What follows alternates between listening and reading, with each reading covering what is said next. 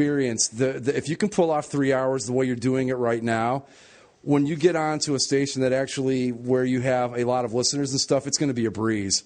It'll be a piece of cake because you'll have commercial breaks, you'll have callers, the whole bit. Well, I create my own commercial breaks. I don't talk straight through because he wants us to obviously try and run it like a real show. Yeah. Every 15 minutes or so, I play like 2 songs, and then I can give myself a break. Well, I will tune in, and Mike, you will too, right? This Saturday, yep. And we will tell the friends, so you'll have at least 5 listeners this Saturday. Saturday, noon to 3. That would be 3 to 6 our time, right? Noon to 3 Pacific, 3 to 6 Eastern on ocrockradio.com. What's the show called? Sports Rock Radio. Okay, cool. Yeah, that's the best I could think of. So that's you could have used basically a sports show. We would have been fine with that. But no, because then no. I mean, it's here. No, I don't want to double dip. Hey, what the hell? Everybody else is taking our name and using it without asking us. Why? I could have called it sort of really a sports program. No, you should have used the Spanish name. You should use the Spanish name. Basicamente un programa de deportes. Yeah. There you go, man. I love that. And then I just I try to talk in Spanish for like 5 minutes. Hola, bienvenidos a... Open up from Programa Mariachi band. de un sports show. You open up.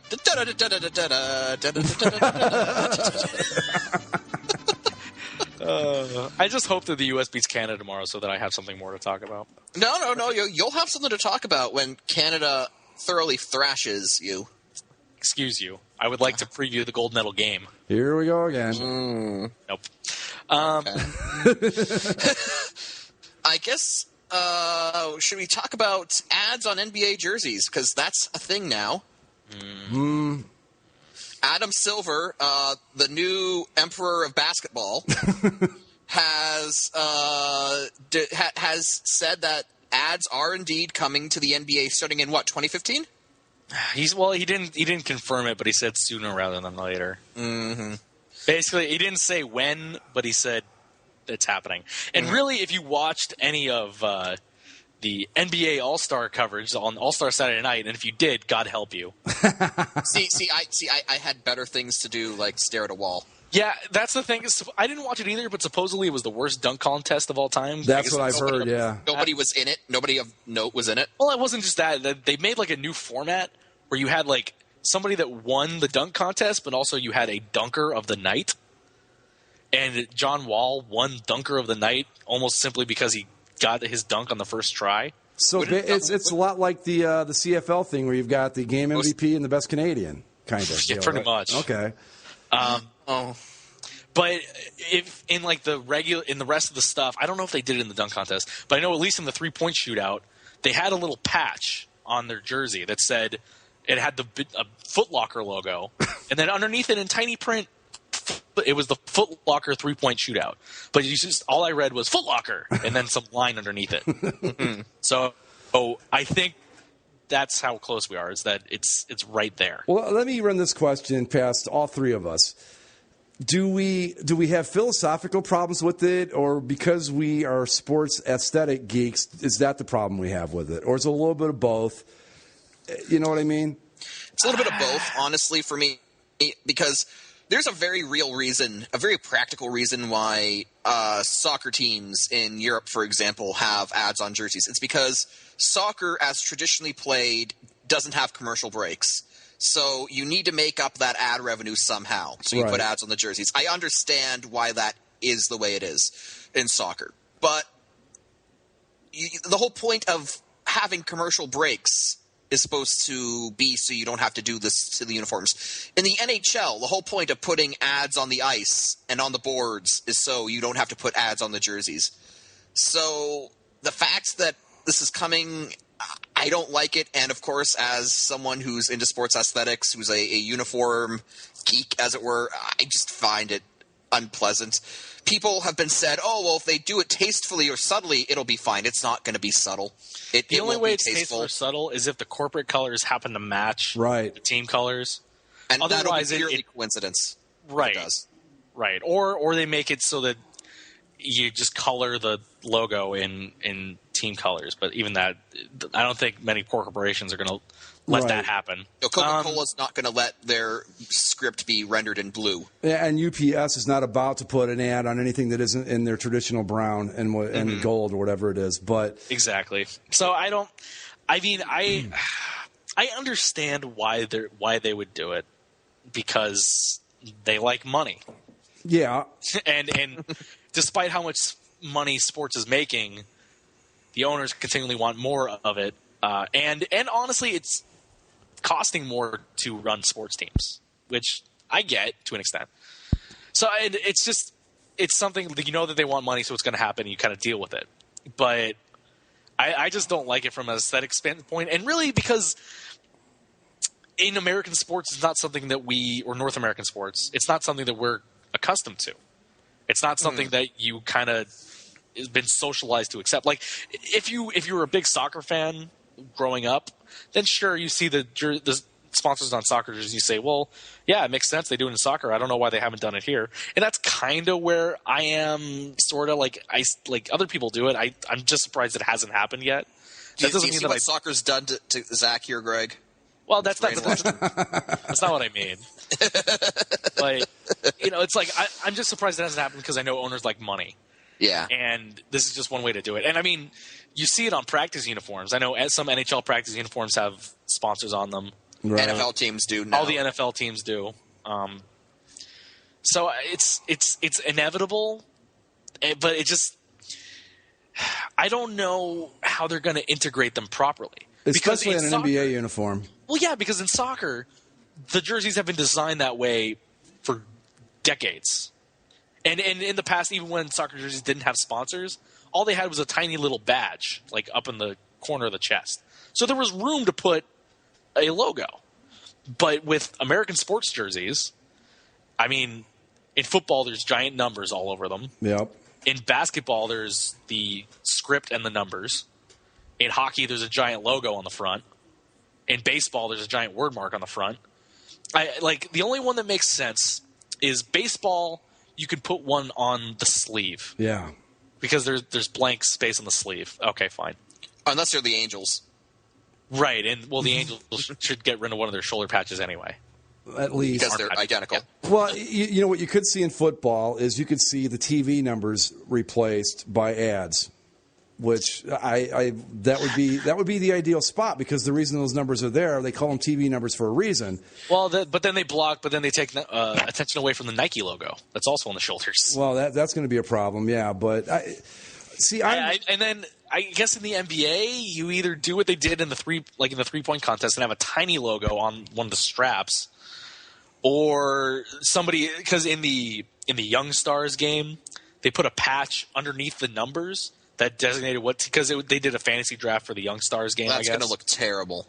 And so it said Team Hill and Team Weber, like in a sticker underneath the numbers on the back of the jersey. And that's basically what they do in Europe, I think. Right? Is they do those like on the back, like a tramp stamp. I don't know. It's just the way that North American sports have kind of come up is that there's no place to put it properly without ruining the traditional look. But do you think it ever gets to the point in the NBA where it's the WNBA, where the ads have fully replaced? Well, they flipped that. They only did that for like 2 years. They're back to the script on the front. Oh, okay. Or I think it's only on some of them. I think some of them they're still flipped. But WNBA. What do I know? Yeah. I guess my thinking on it, first off, like you said, it's inevitable. It's going to happen. We might as well get used to the idea. I would have less of a problem with it if, let's say that the Angels came out tomorrow and said, okay, we're going to remove one of the 15 logos we have on the uniform and replace it with an advertising patch, but we're going to use that revenue to make ticket prices cheaper. I think it would make it a lot more palatable to us as fans, but that's not going to happen. Right, no, absolutely not. If anything, they're going to raise ticket prices because it costs extra money to sew them on. Right? Probably. Yeah. But from an aesthetic standpoint, it's going to ruin a lot of good looks. The baseball uniform, probably because we're used to having patches on the sleeves, removing a like an Angels patch and putting an ad on there's not going to seem quite as obtrusive as it would on a football uniform or whatever, but it's just a matter of time. I don't know how I'd react if I saw an ad on a Maple Leafs jersey. It would just seem so foreign and so wrong to me. Yeah, but we talked about the KHL earlier. They have ads all over their jerseys, don't they? Well, but that's European hocky in general. But what about like the AHL and ECHL and all that here? Do they do ads? They do. The AHL has a chest patch. Right. But I mean that's but that's also stuff. But that's the other thing is it's either when Americans see that they either think that that's European or it's minor league. Yeah. So I don't know. I don't know what to do with it because it's going to happen, but there's nothing to stop it. So it's just one of those things where you're going to hate it, but get over it. Yeah, we'll get used to it. I don't know. I don't know if we'll get used to it, but we'll just become numb to it. It just won't matter. Yeah, kind of like say Oregon's uniforms or something like that. Where you right, it's like after a while, right. You put up a big fight about it, and then after it's like, well, it's there. That's what it is. Oregon. Yeah. So. Well, I think the Buccaneers showed us, if nothing else today, that there's not going to be room on their helmet, at least for an ad. But, it's just inevitable. We're not going to like it, especially people of our ilk who love the uniforms as much as we do. We're going to hate it, but it's just going to happen, and we're going to have to get used to the idea. Yeah. Eventually, our sports teams are going to look like NASCAR drivers, which at least in NASCAR, they take the primary sponsor and integrate it into the paint scheme on the car, so it doesn't seem quite as ridiculous, but I don't know if you can do that with a sports uniform, but yeah, it's just a matter of time. Yeah. So anyway, you guys, do you want to? We got anything else? Or do we want to call it a night? We're at about 2 hours now, anyway. I don't know. Do you have anything to say about spring training, Greg? I know it's your time of year. I'm glad it's here. That's all there is to talk about with it. Really, it's Okay. nice. It's nice that the sun's out somewhere. I mean, it was certainly not out here. It was 81 degrees here today. Oh, God, boo! Mike, I wore shorts. Oh man, I was just happy that I was able to go out today without a big, heavy winter coat. But it was only -5 today, Celsius. So we got up to 51 here today, believe it or not. Oh, look at you! We got another geek show coming this week, Mike. Basically a geek show. Tomorrow we record. Actually, we're going to be talking about the phenomenon known as nerfing in MMO video game culture, and we're going to be covering the Transformers 4 news from Toy Fair, among other things. So if you want to listen to a very sad Canadian talk about sports tomorrow, or talk about nerddom tomorrow, no, I'll be elated. I'll just like have Jack run down the news, and I'll just be like, and again, when Crosby don't get the syrup on your keyboard there, Mike. It'll be hard to record. I'll be going when Crosby scored his second hat trick. That's when I knew the game was really in the bag. Crosby can't score. How did you enjoy your guest shot, Zach, on the Geek Show? I loved it. I loved it when you said geeks bow. What was it? Bow before me or whatever? Yeah, nerds bow before me, and then my internet cut out because I angered the nerds. Yeah, he was punished. So yeah, but no, it was it was a good time. Yeah, cool. It's, they run a tight ship.